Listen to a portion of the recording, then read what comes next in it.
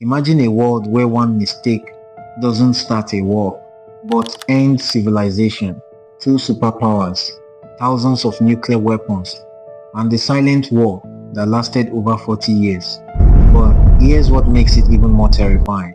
The Cold War was never officially declared, and yet it shaped every corner of the modern world. When World War II ended in 1945, the world thought peace had finally arrived. Are you curious about the events that led to World War II? Find the answer in the description below. Make sure to subscribe and hit the notification bell to stay updated on our latest videos. To help us keep creating content, please remember to like, share and comment on our videos.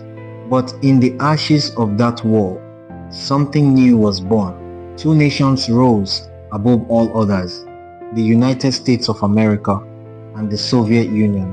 They had fought on the same side during World War II, but that alliance was never built on trust. It was built on necessity, and once the enemy they shared was gone, they turned toward each other. The world in 1945 was broken beyond recognition.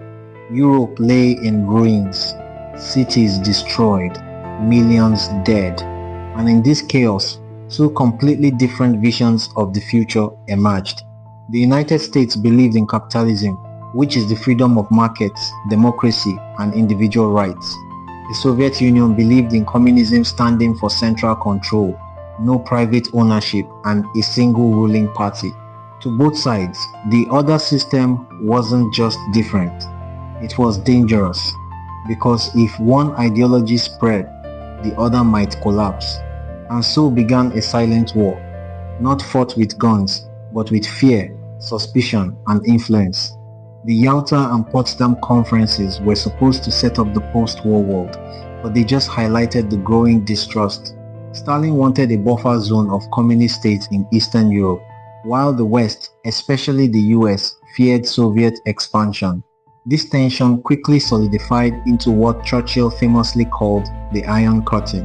And then came the Truman Doctrine in 1947. The US pledged to support free peoples resisting communist subjugation. This wasn't just words, it was a declaration. Soon after, the Marshall Plan aimed to rebuild Western Europe, partly to prevent communist takeovers. The Soviets responded with the Molotov Plan for Eastern Europe. The United States began supporting Western European nations with money and rebuilding aid. The Soviet Union tightened its grip on Eastern Europe. Country after country fell under Soviet influence, and soon, an invisible boundary stretched across the continent. From the Baltic Sea to the Adriatic, Europe was split in two. One side capitalist, the other communist.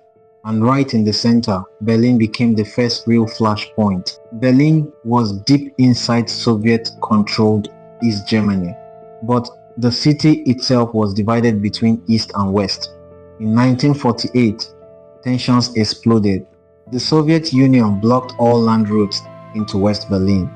Their goal was simple: force the Western Allies out without firing a shot. But the United States responded with one of the most ambitious operations in history, the Berlin Airlift. For almost a year, planes landed every few minutes, delivering food, fuel, and supplies. Over 200,000 flights. And against all odds, West Berlin survived. The message was clear. Neither side was willing to back down. If Berlin was the first test of strength, the next phase was far more dangerous. Nuclear weapons. In 1949, Soviet Union successfully tested its first atomic bomb. The United States was no longer alone at the top, and now both sides began building something even more terrifying: hydrogen bombs, weapons thousands of times more powerful than those used in World War II. This was no longer just competition, it was mutual destruction waiting to happen. A concept emerged that defined the entire Cold War: mutually assured destruction. If one side fired, both would die. Because direct war meant extinction, both superpowers avoided fighting each other directly. Instead, they fought through others. These were called proxy wars. In 1950, Korea became the first major battleground. North Korea, supported by the Soviet Union and China, invaded South Korea, backed by the United States. The result was devastating. Millions dead, and the country permanently divided. Then came Vietnam, a war that dragged on for decades. The United States fought to stop communism from spreading, but the jungle, the guerrilla warfare, and the political complexity made it one of the most controversial wars in history. In the 1980s, the Soviet Union entered Afghanistan. What they expected to be a quick intervention became a brutal, draining war, one that would later contribute to the collapse of the Soviet system itself. But nothing compares to 1962, the Cuban Missile Crisis. The Soviet Union secretly placed nuclear missiles in Cuba, just 90 miles from the United States. When American spy planes discovered them, the world changed instantly. President John F. Kennedy faced an impossible choice: attack and start nuclear war, or do nothing and accept a permanent nuclear threat. For 13 days, the world held its breath. Nuclear submarines were ready. Missile launch codes were prepared. One mistake could end humanity. Then, a deal was reached.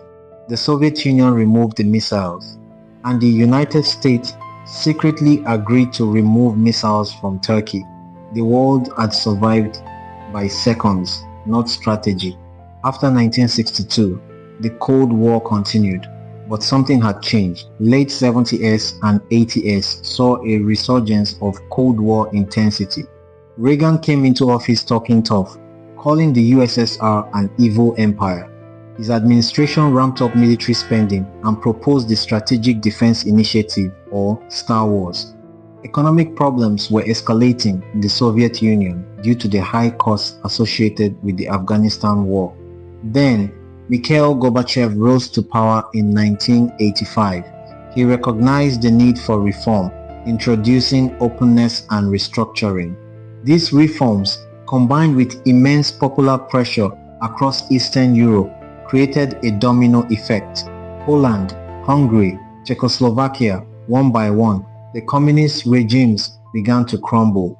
The Soviet system was beginning to weaken. Economic stagnation, political corruption, public dissatisfaction. Meanwhile, the United States continued to grow technologically and economically. In 1989, something unthinkable happened. The Berlin Wall fell. People from East and West Berlin tore it down with their own hands. Families reunited, borders disappeared, and just 2 years later, the Soviet Union collapsed. In 1991, the Soviet Union officially ceased to exist, a superpower gone without a final battle. The Cold War was over, but its impact remains everywhere today. Modern politics, military alliances, even global tensions, all shaped by this silent war.